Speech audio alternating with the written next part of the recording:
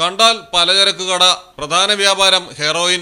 NCBയും എക്സൈസും കടയിൽ നടത്തിയ പരിശോധനയിൽ കണ്ടെത്തിയത് 10 ലക്ഷം രൂപയുടെ ഹെറോയിനും ലഹരി വിറ്റ് കിട്ടിയ 9 ലക്ഷത്തിലധികം രൂപയും നോട്ടെണ്ണുന്ന യന്ത്രവും 2 മൊബൈൽ ഫോണുകളും. കൊച്ചി പെരുമ്പാവൂരാണ് സംഭവം. കാരൂത്തുകുടി വീട്ടിൽ 52 വയസ്സുള്ള സലീന അലിയാറാണ് പ്രതി. കണ്ടന്തറ ബംഗാൾ കോളനിയിൽ ഇവർ പലചരക്ക് വ്യാപാരത്തിന്റെ മറവിൽ മയക്കുമരുന്ന് ഇടപാടുകൾ നടത്തുകയായിരുന്നു. കുന്നത്തുനാട് എക്സൈസും NCBയും ചേർന്നാണ് പരിശോധന നടത്തി 66 ഗ്രാം ഹെറോയിനും 9.33 ലക്ഷം രൂപയും പിടികൂടിയത്. വീട്ടിൽ വെച്ച് ചെറിയ ഡെപ്പികളിൽ ഹെറോയിൻ നിറയ്ക്കുകയും കടയിൽ വെച്ച് വിൽപ്പന നടത്തുകയുമാണ് ചെയ്യുന്നത്. പ്രതിക്കൊപ്പമുണ്ടായിരുന്നവർ പരിശോധന കണ്ട് ഓടി രക്ഷപ്പെട്ടു. അന്യസംസ്ഥാനക്കാർ വഴി അസമിൽ നിന്നാണ് പ്രതി മയക്കുമരുന്ന് എത്തിച്ച് വിൽപ്പന നടത്തിക്കൊണ്ടിരുന്നത്.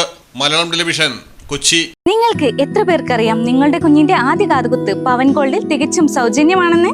എന്നാൽ പത്തരമാറ്റ തിളക്കത്തോടെ 10 വർഷമായി പവൻ ഗോൾഡിൽ ആദ്യ കാതുകുത്ത് തികച്ചും സൗജന്യമാണ്. മാത്രമല്ല, പരിചയസമ്പന്നരായ ലേഡി സ്റ്റാഫുകളാണ് നിങ്ങളുടെ കുഞ്ഞുങ്ങൾക്ക് കാതുകുത്തുന്നത്. പവൻ ഗോൾഡ്, തിരൂർ.